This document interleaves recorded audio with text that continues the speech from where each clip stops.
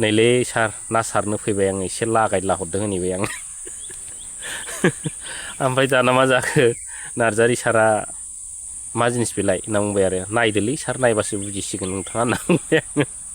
दाना नायनानै बिथाङा बुंबाय आरो ए लटारिसो होनना बुंबाय सोरबा वाल बाउन्डारिनि ना मोनबोबाय होननाय खोनायो सोरबाबा साइकेल स्टेन्डनि ना लाबोबाय होनना खोनायो आरो खिन्थु आं नुफेराखै आरो दिनै मोनसे फुख्रियाव जुदि 2000 जुदि ना हगारोब्ला फाग्ला बे नाखौ 1 लाख जन मानसिया जुदि बोनहैनांगौबा फाग्ला सोर मोननांगौ जाखो नङा होमबा दा बेफोरबायदि अबस्था आरो जेरै प्रमद बन्दु बिथांनि सरकारा जानला मोनलायैनो सोलिनानै दिनै दिन थांबाय सरकारा स्पइल जाबाय आरो दिनै बिथांमोननि सापर्टार जेनाखि आइटि सेल आरो इउटुबारफ्राबो दिनै बिथांमोना स्पइल जानो थांगासिनो दं माने जानला मोनलायैनो बिथांमोना जोबलांसिगोन आरो लोगोफोर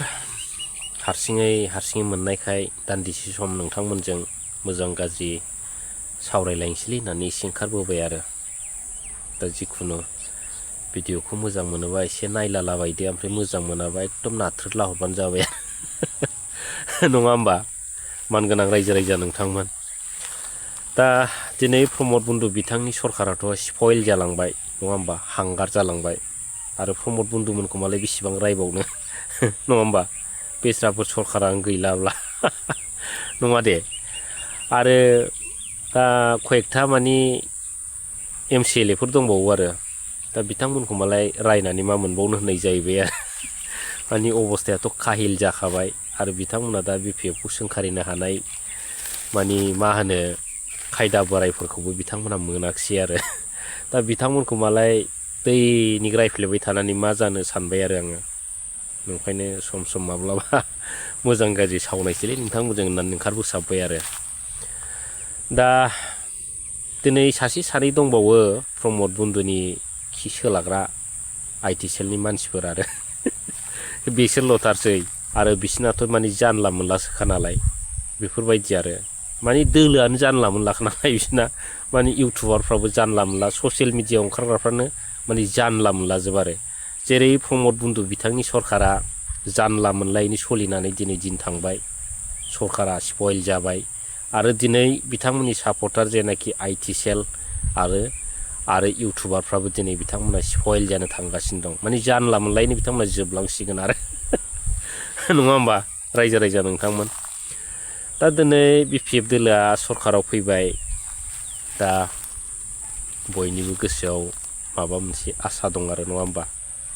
मानसिया आसाजोंसो थांना थायोथ' माबा मोनसे मोनगोन दांलां होननायाव आरो नङा होमब्ला दा लोगोफोर बिदिनो आरो मानि माला दिन थाङो माला दिना फैयो माला हर जायो माला सोरां जायो आरो मानसिनि बैसोफ्राबो माला बोरायो माला थैयो मानि थाल मोना आरो नङा होमब्ला थाल मोनोसै दा दिनै बेफोरबायदिनो मानि मावनांगौ समाव मावनानै लानो हायाबा मानि लाइफआव जेबो गैया होननाय जायो आरो दा दिनै मानाव गिदिर महिलारि साद दैदेननाय BPF दोलोखौ रायजो राजाफ्रा हारिनि मोजां खामानि मावनायखाय दिनै सापर्ट होदों आरो बयबो मोजां मोनदों माने आसा दं माने गरसे गरनै मोनगोन खोमा साननानै आरो नंगौना नङा आसाथ' थायो माने आसाजोंसो मानसिया थांनानै थायो नङा होमब्ला जेरै बिमा बिफाया माने गथ' गथायनि आसायाव माने माबा मोनसे सिमां नुयो आरो नङा होमबा जाफुङै उननि बाथ्रा नंगौना नङा खिन्थु सिमां थायो आरो सासे ना सारनानै जाग्रा सासे मागिनानै जाग्रायाबो ओरैबायदि सिमां थायो आं मालाबा सानसे माबा मोनसे जाहैगोनलै होननायाव माने साननानै बिथांमोनाबो लाइफखौ माने जोबजासे माने बेबायदि माने मा होनो नाटकजोंनो सोरखिलांनांगौ जायो आरो रायजो राजा नङा होमबा बेफोरबायदि आरो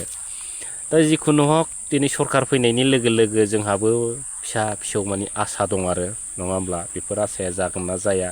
साननाय फैयो आरो मालाबा नङा होमब्ला दा दिनै थाखा फैसा गैयाबा न'खरफ्रावबो नांलाय खमलाया बारा जायो दावराव दावसिया बारा जायो मालाबा न'खर गावलायनाय जायो होननाय मोनसे काहानिफ्रा थाया होमबा रायजो राजा नोंथांमोन ना नंगौना नङा दा बेफोरबायदिनो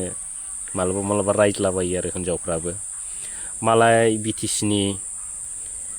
फुख्रियाव गोबां ना मोनलाबायथारदोंनो मानो नाफोरखौ सारनानै लायदा मानो बोननानै लायदा मालाय मोनबोला जोबथारबायनो ना हिनजावफ्राबो मालाबा मालाबा ब्राव ब्राव रायलाबायो आरो बुजिया सोमजिया नङा होमब्ला जोंसो मिथिगौ नङा होमब्ला बै फुख्रियाव नायाथ' हगारदों बेसेबां ना हगारदों आरो साबसिनाव अरगोन ना अरगोन ना अरा बे नाफ्रा नङा होमब्ला दिनै मोनसे फुख्रियाव जुदि 2000 जुदि ना हगारोब्ला फाग्ला बे नाखौ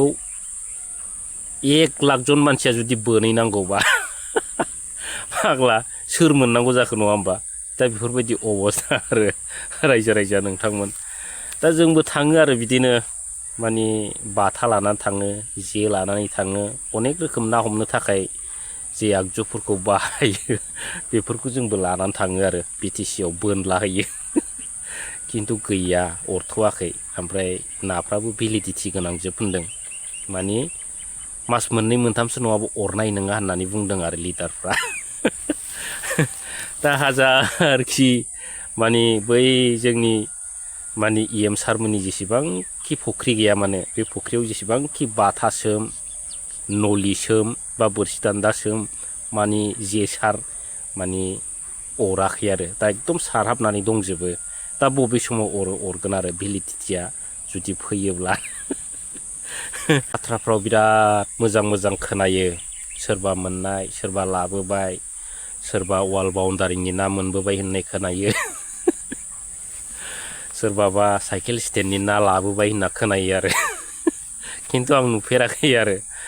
खायसे खायसे होनो ओइ वाटार रिसर्सनि मा होनो बल्डार फिशिं नाखौनो मोनबोला जोब्बाय होननानै खिन्थाला जोबो आरो रायजो राजा नोंथांमोन सोर बिसास खालामा जानो दा ना सारैबाय नालाय मोनबोदों सानो आरो दा बेफोरबायदिनो जोंबो सानो आरो मोनगोन खोमा साननानै थाङो आरो दाख्लि आं थांबाय जोंनि कुसुगाव समस्थिनि EM सारनाव थांबाय आरो नार्जारि सारनाव आंबो जे लाना थांबाय आरो बोरसि दान्दा लाना थांबाय बे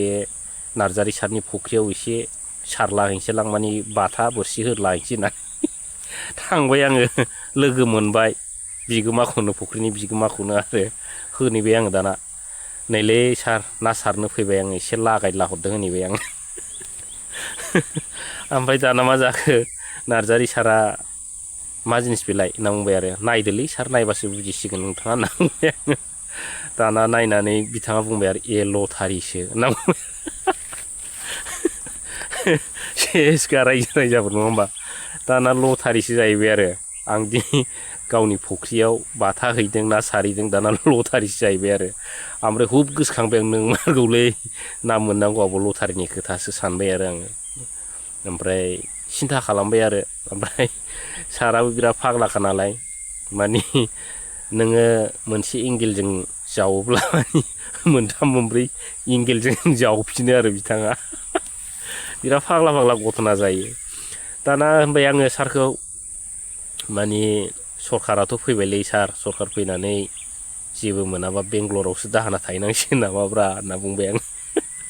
दा सारा मा होनलायो बिदिबा आंखौबो लांफादोलै बेंगलराव जालायबाय माने सेस आरो रायजो राजा नोंथांमोन खुनु माने फिननांगौनि माबायानो गैखाया आरो एन्सारानो गैखाया माने जों मोनसे गुलिजों गावोबा बिसोर 10-20टा गुलिजों गावोलै रायजो राजा नोंथांमोन दा बेफोरबायदिनो अनेक घटना जायो आरो बेफोरबायदिनो घटना जादों रायजो राजा नोंथांमोन आरो लोगोफोर दाख्लि आरो सारनि फुख्रियाव ना सारनो थांनायाव आरो माने बयबो मोननाय खोनायो नालाय वाल बाउन्डारिनि ना सोरबा साइकेल स्टेन्डनि ना सोरबा माने बर्डार फिशिंनि ना सोरबा माने दै थेबथानायनि ना बेफोरबायदि मोनबोला जोबदों नालाय आंबो बिदि घटना जाहैदों आरो दा सारा बेस्रा माने फाइनालाव होनदों आरो दै जथा माने नाफ्राबो भेलिडिटि दं भेलिडिटि गैयाबा अरनाय नङा होनदों आरो माने मास मोनथामसोनि उनावसो अरनो हागोनदां होननानै बुंदों आरो सारा ओमफ्राय देलै सार नों अरहोबालाय मोनगोन ओमफ्राय अरहोबालाय बबेयाव मोननो होननानै सारनि सिगाङाव बुंबाय आरो आङो दा सारा दैज' लानो थिनदों दा सारनि माने फुख्रियाव आङो जेखौ माने बाथाखौ सोमना गारबोबाय आरो अरोना अरा माने उननि खोथा जाहैबाय आरो रायजो राजा नोंथांमोन दा बेफोरबायदिनो घटना जादों आरो दा आङो बे भिडिअनि गेजेरजों बेखौनो फोरमायनो लुबैदों रायजो राजा नोंथांमोन दिनै साफ्रोमबो रायजो राजा आइ आफा बिदा फंबाय बिथांमोना दिनैनि दिनाव माबा मोनसे आसा खालामनानै BTCआव स्किम लायनो थाङो, माबा मोनसे आसा खालामनानै माबा मोनसे बियो नङा होमब्ला? दा बिनि गेजेरावबो सोरबाबा मोननायनि खुसि, सोरबाबा मोनैखौ लानानै बोराबनाय दुखु जानाय बेफोरबायदि थासारिखौ जों नुबोबाय थादों आरो। खिन्थु नैबे दानि दिनाव जेबो मोनथ'वाखै रायजो राजा नोंथांमोन। सरखार दानाया दिनैसो दान मोनथाम रानिं होनजादों। दा जेबो गैथ'वा, मोनगोन दैज'था रायजो राजा नोंथांमोन। जोंबो दैज'आव दं आरो उफाय गैया। प्रमद बन्धु बिथांनि दिनावथ' बयबो रायजो राजाया दैज'आव थादोंमोन, अब्लाबो जेबो मोनाखै। रायजो राजाफोर दाउदै दैसेबो बायनानै जानो हानायनि अबस्थाखौ प्रमद बन्धु बिथाङा होलाङाखिसै आरो। दा बेफोरबायदि आरो बोराबनो नाङा रायजो राजा नोंथांमोन। आरो बेनो आरो जोबनायाव सिना जाना गैयाबा, मानसि गैयाबा बै BTCनि जेव जेव फुख्रियाव ना सारहैनानै माने बोरसि दान्दा लफायहैनानै लाब गैया बायदि आं सानो आरो। माने टाइमल' थांगोन नामा, माने गाव गावनि मावना दांनानै जानायनि समाजसो बरबाद जागोन नामा होननानै आं सानो रायजो राजा नोंथांमोन। दा नोंथांमोना मा सानो बेनोसै आरो। ओमफ्राय फाइनालाव ओरैबायदि जायलायबाय, बेनिफ्राय आङो जोंनि फरेस्ट EM सारनाव थांलायबाय आरो। बिथांनि फुख्रियावबो ना बोननोसै होननानै थांलायबाय आङो। दा बिथांनावबो आङो हैलायबाय आरो बोरसि बाथाखौ। दा बिथाङा नायबाय मा जिनिस बेलाय, बबेनिफ्राय होनना बुंबाय आरो सारा आंखौ। आङोथ' मानग्रानिसोलै सार होनबाय आङो। बेयाव ओरैबायदि घटना जायलायबाय आरो। मा मानग्रा जाहैबाय आरो, कुसुगावनिलै सार, माने थादुनखौ जायोबा गोदोनायाव मानोना, आं कुसुगावनि होनबाय। साराथ' आंखौ सिनाया नालाय नङा होमबा, जेबो बुङाखिसै आरो बियो। ओमफ्राय नायबाय बबे समस्थिनि होनबाय, ओमफ्राय सोंबाय, आंबो खिन्थाबाय। उनाव दाना औ नोङो ओरै लायदों, खानस्रि हायनानै लायथां बै रबिराम नार्जारि सारनाव होननानै बुंहरबाय आरो रायजो राजा नोंथांमोन। ओमफ्राय लानानै फैनानै रबिराम नार्जारि सार बिथांनाव खानस्रिखौ आङो हायनानै माने हैफिननो सानबाय आरो। दा हैफिननो नागिरबा मानसियानो गैया जाहैलायबाय आरो, लोगो मोनाखिसै, माने बाथाखौ सोमनो मोनाखिसै बे सारनि माबायाव आरो फुख्रियाव। दा बिदि जादों आरो रायजो राजा नोंथांमोन। दा मानगोनां रायजो राजा नोंथांमोन, दा नोंथांमोना मा खानस्रि हायनायनि बाथ्रा बुंखो साननो हागौ आरो। दा जोंनि कुसुगाव समस्थिनि EM सारा जाहैबाय रबिराम नार्जारि सार नङा होमब्ला? दा जोंहा बिनि समस्थियाव खामानि मावनांगौबा बिथांनि फरवार्ड लानांगौमोन आरो नङा होमबा? दा सारनि फरवार्डखौ लायासै नालाय आङो, ओरैनो डाइरेक्ट हैबाय नालाय। दा बिथाङा होनहरफिनबाय लास्टआव रबिराम नार्जारि सार बिथांनाव माने फरवार्ड लायदो होनना थिनहरफिनबाय आरो। माने आं बेखौनो खानस्रि होननाय जादों आरो रायजो राजा नोंथांमोन। आरो बिनिफ्राय थांलायबाय आङो जोंनि मा होनो प्रेस मुसाहारि सार बिथांनि माबायाव थांलायबाय आं, फुख्रियाव थांलायबाय आरो। बिथांनावबो सोमलाहैनोसैलां होननानै दा थांनानै बेयावबो रायज्लायहैलायबाय आङो। नैलै सार लाबोलायबाय आङो, खायदा बोरायफोर दंबा होद्लाबला हरदोलै होननानै बिदि होनैलायबाय आरो आङो। थखने जाहैबाय आरो सारा, जि बुरजा जाबायब्रा, बयबो सोमजोबथारबाय, फुख्रियानो जायगा गैला, जेव जेव जाजोब्बाय, सोरनाव अरथ्र'नांगौ जाखो होननानै बिथाङाबो बुंलायबाय आरो। आंथ' अरनो थोनगोनलै,